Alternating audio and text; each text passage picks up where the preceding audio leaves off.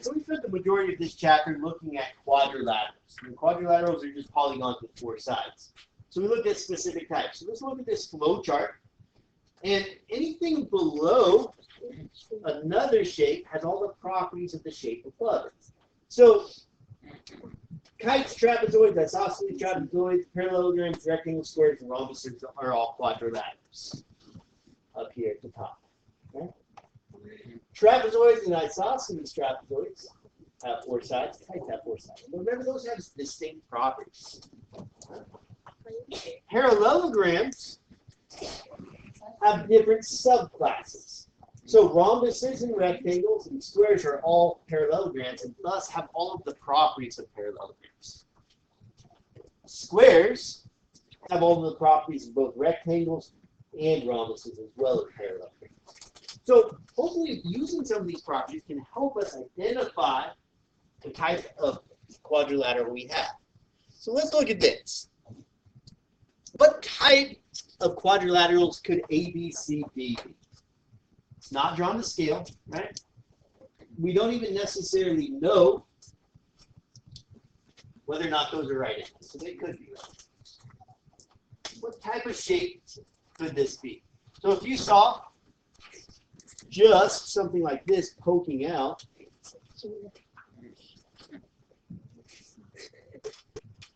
so we just saw this poking out. We didn't have any idea of the other side, but we knew it wasn't drawn to scale. We just knew that we had two component angles that are consecutive.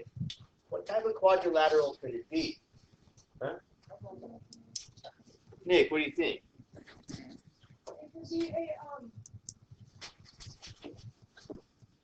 rhombus.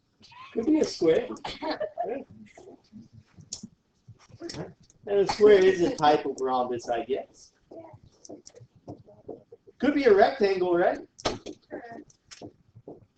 Sure. Could be a parallelogram. Wait, how can it be a rectangle opposed to angles? Huh? This means the two angles are congruent. Oh, Right? got We it. don't necessarily know if they're right angles or not. We just know that they're congruent, consecutive angles. What else could it be? Can't be a kite. Could it be a trapezoid?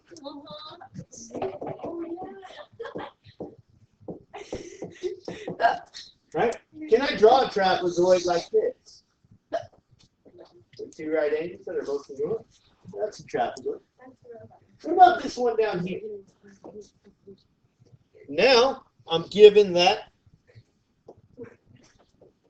two pairs of consecutive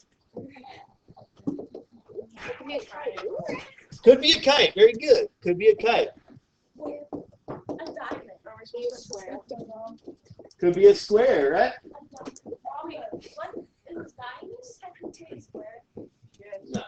Diamond's not a geometric shape. Oh, it isn't? Oh, That's more like a second, third grade shape. oh. Well, Makes sense what you got. like, So those three it could be. We have consecutive sides that are congruent.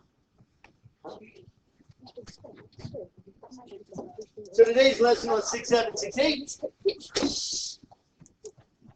Polygons in the coordinate plane. So we've been using the distance formula, midpoint formula, and slope formula all along. So now we want to go ahead and determine the type of shape we have using these in the coordinate plane. We already did our performance task, right? Where we decided that we had a parallelogram as that inner quadrilateral because we checked slopes and found that opposite slopes were congruent. All right, so let's graph this triangle.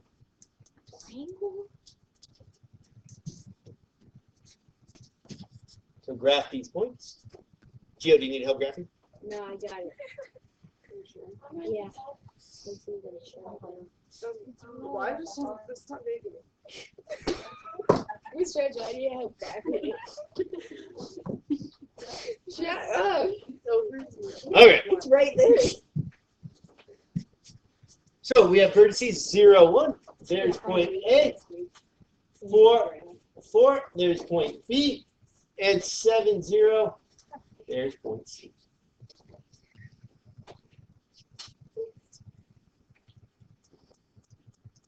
And I want to determine whether this is scaling, has 3 different side lengths.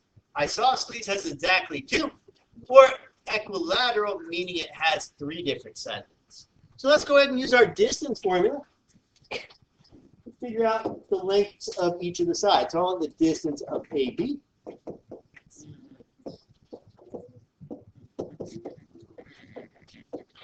I want the length of BC.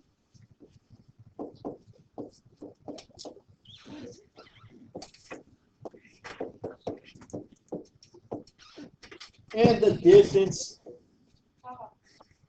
of AC.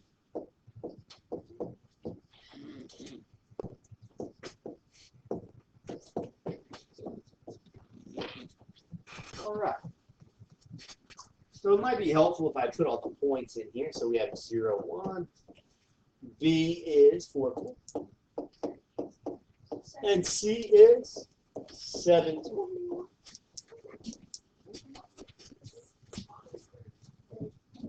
So AB, remember we put our X's together and our Y's together. So I'm going to drop 0, 1 in there for A. And B, we have 4 and 4 there. And then BC, I'm going to put 4 and 4 here. And 7 and 0 there. X's together and Y's together. And then AC, 0 and 1. And 7 and 0. Those shells for the distance formula makes it real easy. Right? Just drop your X together and your Y's together. And now it's just about simplifying this. So I get negative 4 squared plus negative 3 squared, which is the square root of 16 plus 9, 25. The distance of AB, 5.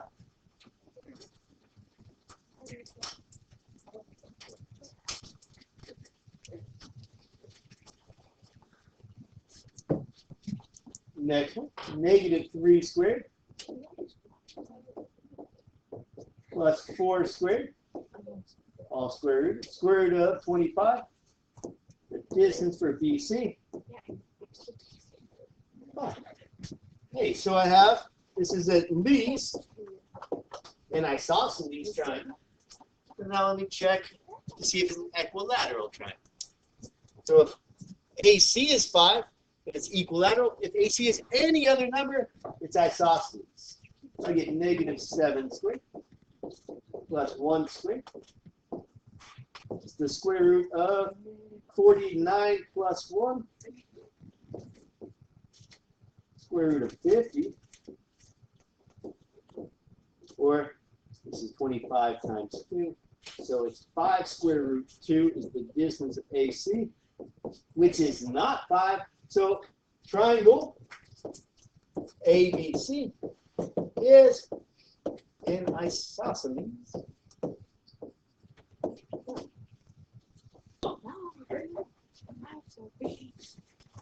Now let's graph ABCD.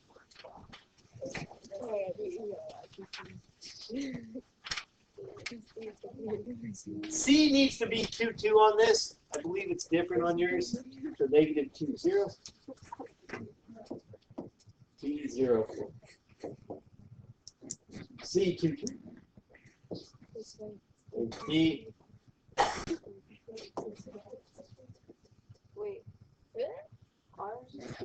Here's different. Use the points I have up there. It's the typo on here. No brackets.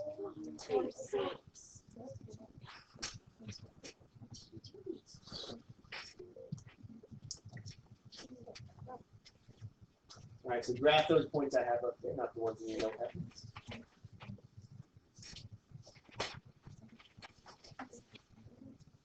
So I want to determine if this quadrilateral is a rhombus. So what we know about rhombuses is they have 4 congruent sides, right? We could check all this, the side, the distance formula 4 times. But we learned the shortcut way, right? We also know that the diagonals are perpendicular, right? If the diagonals are perpendicular, we know it's a rhombus as well. So let's go ahead and figure out if we have perpendicular diagonals.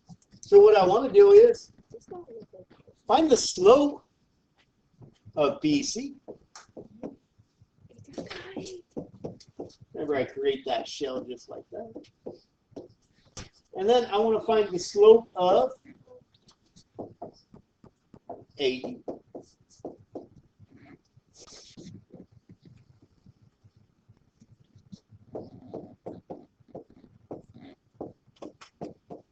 I could look to see if the diagonals bisect each other, but that just gives me whether or not it's a parallelogram. It's diagonals bisect. So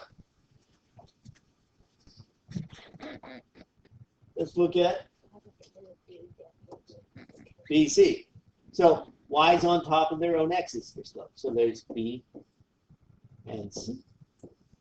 So the slope of BC, we get 2 over negative 2. The slope is negative 1. There's BC.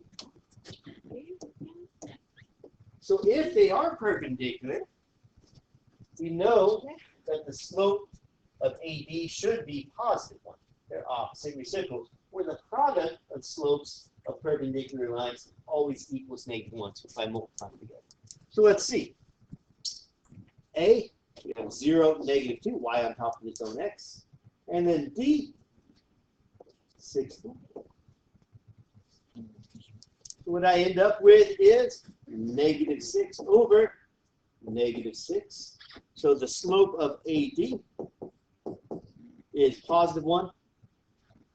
A, B, C, D is a rhombus.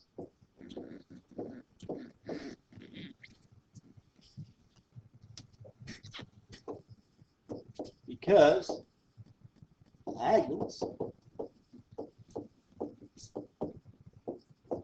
are perpendicular.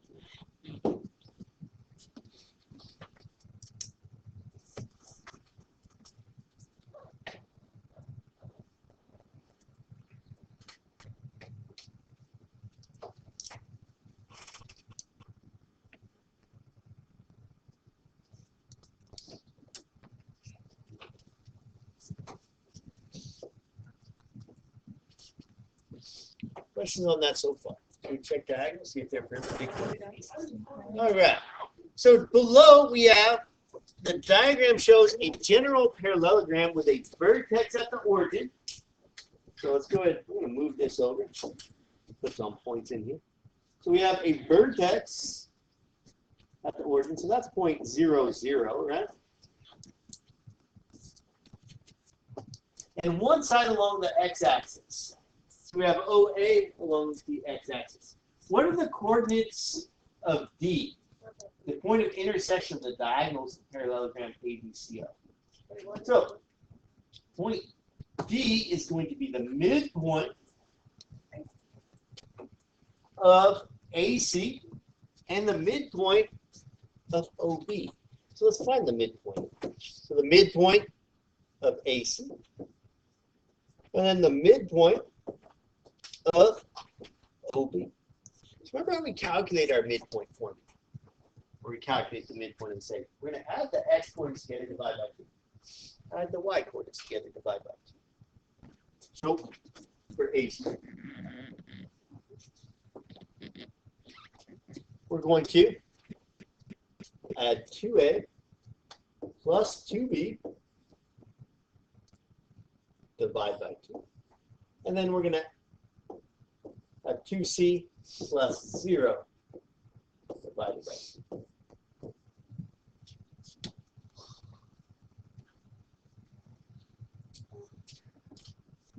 I'm still doing that number.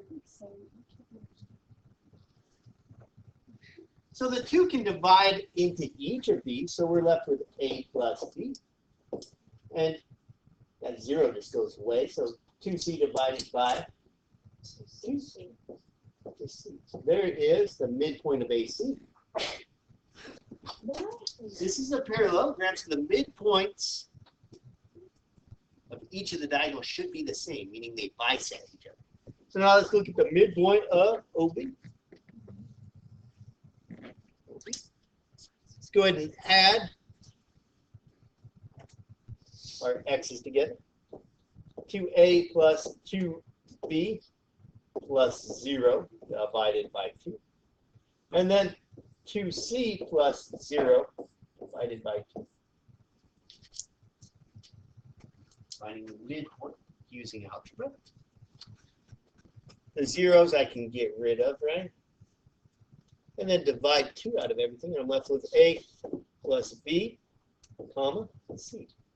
So the coordinates of the point of intersection of the diagonals of this parallelogram, point B is AB, A plus B, comma, C.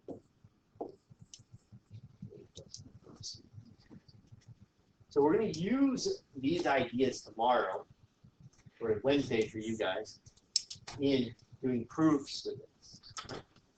So stay tuned.